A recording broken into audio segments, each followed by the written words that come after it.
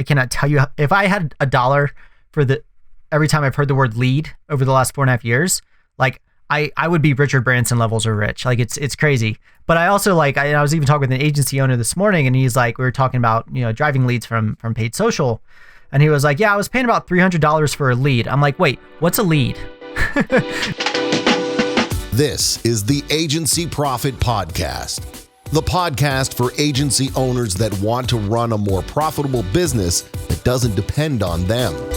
Introducing your host, CEO and co-founder of Parakeeto, Marcel Pettipaw.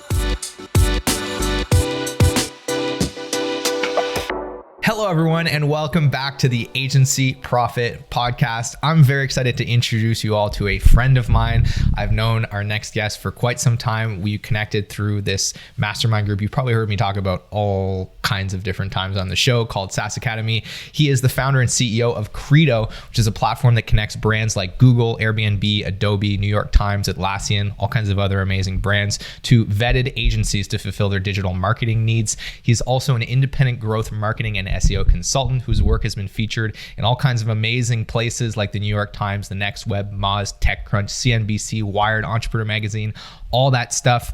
And he's here today to share some very valuable tips from what he's learned working with all the agency partners that are on the Credo platform. So with all of that, John, very happy to have you on the show. Thanks for being here.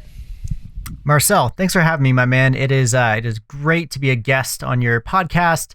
And even better to be your friend. It's been cool getting to know you and, starting to collaborate on some things. And, we work in a similar space and have similar backgrounds. And it's always good to find another like-minded individual that's also a good person. So I am super stoked to be here, man, and bring the fire and bring the knowledge to your audience. It means a lot coming from the one and only John Doherty. I think you've got a lot of interesting experience having worked with and built relationships with all the agencies that are on the platform and seeing what they struggle with, helping them kind of work through those things. So the question is, what are some of those big challenges that you see a lot of agencies that come in facing as it relates to, getting new clients and staying profitable and scaling? Number one, I would say, is they're not really sure what they do and who they serve. And that sounds weird, but there are a lot of kind of 2 to 3 person, quote unquote, full stack agencies. And there's no way you're full stack if you're 2 to 3 people, just straight up. And so, there are a lot of just non-differentiated, people that they're like, we do SEO and PPC and CRO and content and, and Amazon and Reddit marketing and all the things. And it's like, yeah, but like, do you actually, right? Or have you just been a member of Reddit for 8 years, The second one is they don't have a set sales process. So I work with a lot of agencies on their sales process. And they're just they're hopping on a they call it a discovery call, or they'll call it a free consultation or something like that, which everyone knows is just it's just a get to know you, and it's going to lead to a sales pitch, right? So don't call it a free consultation, because nothing in this world is free, especially in business, or it shouldn't be. But they hop on the call and they don't know what they're looking for. They don't know the questions to ask. They don't know how to talk about budget. They don't know how to overcome objections. They don't know if they should go on to a longer strategy call, or do they send a proposal, or do they send a recap and then get moved up? They don't know, and they're kind of all over the place. And so in the past I get a lot of people that are just I just need a volume. I need a volume of leads, because I know if I get 100 leads I can close 3. And I'm like, wow, but what if you got 10? Paid more for that, right? Or pay the same amount of money for those 10 as you do for 100, and you closed 5 of them, it's way less time. You're going to bring on way better client, all of those things. How do we actually take them from that first interaction into being somebody that's ready to work with us? What is the framework that you share with the agencies that you work with often? I cannot tell you if I had $1 for every time I've heard the word lead over the last 4.5 years, I would be Richard Branson levels of rich. It's crazy. But I also I was even talking with an agency owner this morning, and he's like, we were talking about, driving leads from paid social. And he was like, yeah, I was paying about $300 for a lead. I'm like, wait, what's a lead? Is it contact information? Is it an is it an MQL? Is it an SQL, right? So there's those levels of leads. But I also talk about leads as basically being, my terminology is wrong fit, need fit, and right fit. So wrong fit means They don't have budget. They're not the kind of business you serve, anything like that. Need fit is they need the thing that you offer, and they are the kind of business that you serve. But the way they want to work, and maybe the budget they want to pay, like even if they have it, what they want to pay, what they expect to pay is wrong, is a mismatch, right? So they're a need fit, but they don't want to work in the way that that you think they need to work, or the way that you work. And then the third one is the right fit. And that's just like, it's an SQL, a prospect that you're trying to close. And then when it comes to sales, I have a process that's very similar to a bunch of others. But I kind of honed it over the years on my own, and then just studying sales over the last few years, I'm like, oh yeah, other people are doing this too. I just kind of, School of Hard Knocks. And I've labeled it the D.S.S.P framework. So it's a 4-step sales process. A lot of agencies, a lot of people just overall like to complicate their sales process, and they're like, we have all these freaking decision trees and all this stuff. I'm like, no, there's 4 steps to it. They submit a lead, and you get them to schedule a discovery call, right? I like to push them directly from that inquiry submit to scheduling a call via Calendly, so I don't even have to touch them. And then you can use Zapier to like move stuff in your, an active campaign or whatever CRM you're using. You can get fancy with it if you want to, but just straight up, get them on the discovery call, 15-minute call, qualify them in or out.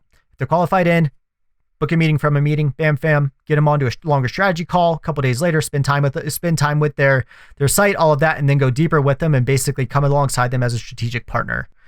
Second S, so that's D and S. The second S is scope. So you actually need to send them an email following up off of that strategy call, making sure you're on the same page, talking about pricing, and you're having the pricing discussion within the strategy call, anchoring them high, not anchoring them low. And then you basically spell it out to them. This is what this is what I took away, and this is what I think this is what I'd like to propose to you. How does that sound? And then not sending a proposal until they have responded and said, yes, that sounds great. Because once they do that, they're micro committed, and they've literally just told you what to propose to them because it's the right thing.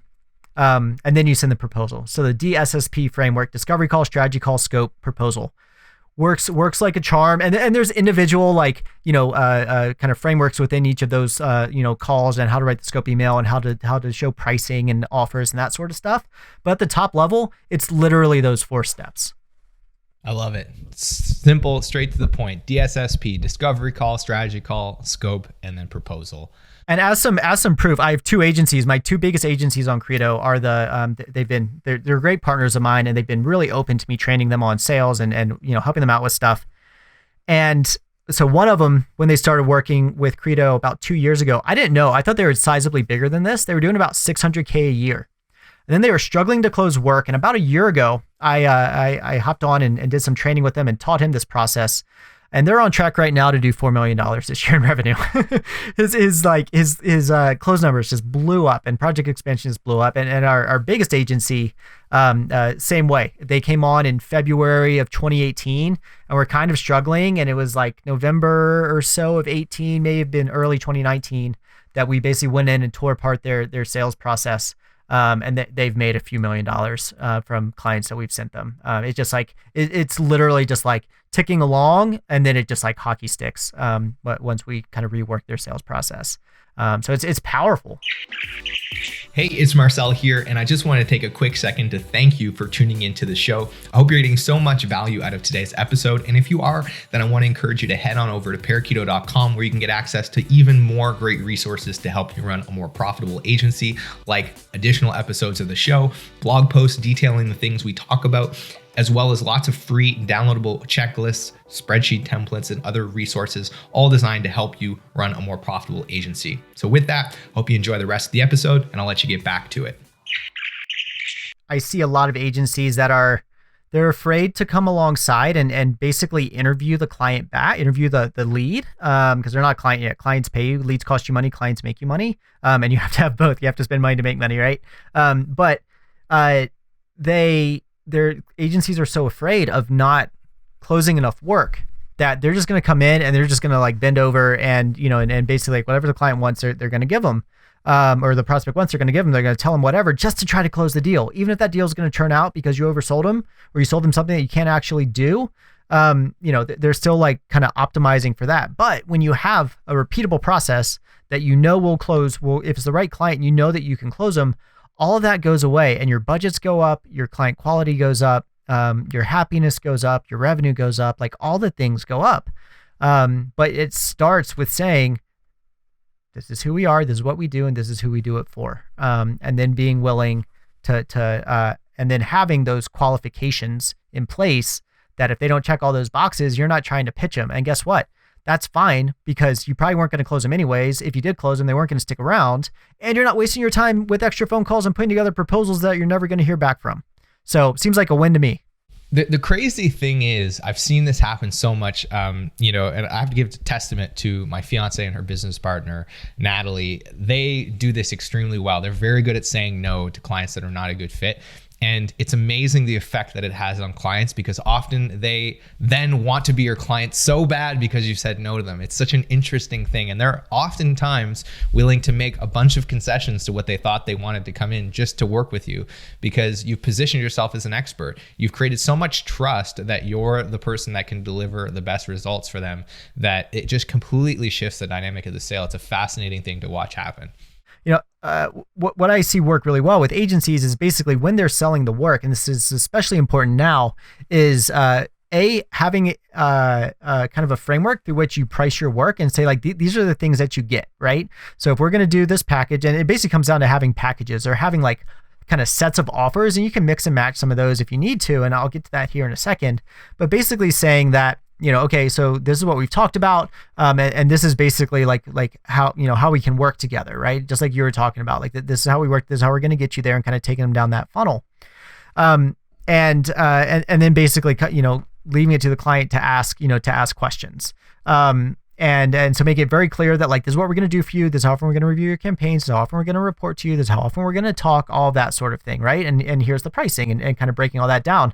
But then also, at least having monthly reviews, talking to them at least monthly. If you haven't talked to them in about a month, and then something like COVID happens, you're probably losing that client, because they're like, I haven't heard from you, right? Even if their numbers are all going up, if they haven't heard from you, you're in trouble.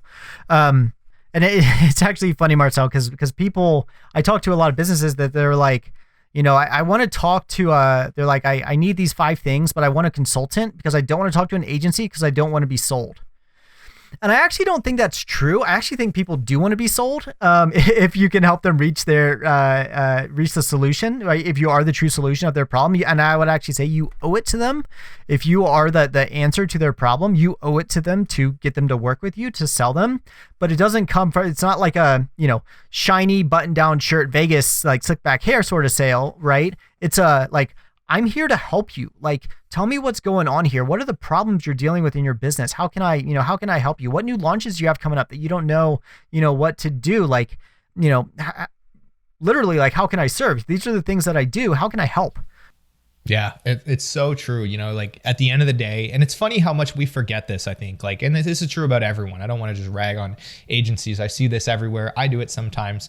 We forget the empathy that we have for going into a buying process, because we know this as buyers of many products and services in our businesses and our personal lives, that we often are not trying to buy products and services. We're trying to get a solution to a problem. We're trying to get a specific outcome. And so many people get caught up in selling products and services and saying, we do this thing and we do this thing and we do this thing, without selling the story about how those things are going to work together to solve the problem that the person is coming to you with in the first place. And so many people forget to start the conversation with trying to figure out what is that problem in the first place, because that's the foundation that everything else gets built on. Absolutely. And then, as you said at the start, ultimately showing what it is that they're going to be getting, right? Where are we going and how are we going to get there? Well, there you have it, folks. We don't do a lot of episodes that are focused on sales and business development, but every once in a while, when we get somebody in here that knows what the hell they're talking about, I indulge and we go deep into it. And I'm very glad that we did that today. So, John, I'm sure that everyone at home got some insights from this. If you did, let us know what they were. Leave us a comment, reach out. And with that, John, I just want to thank you again so much for taking the time to be on the show. It was a pleasure to have you, man. My pleasure, Marcel. Thanks for having me. Well, that's all for today's episode of the Agency Profit Podcast. I hope you enjoyed the show. And if you did, make sure you subscribe so you never miss another episode. And make sure you head on over to Parakeeto.com to get access to lots of other great resources to help you run a more profitable agency. Thanks so much for tuning in, and I'll see you on the next episode.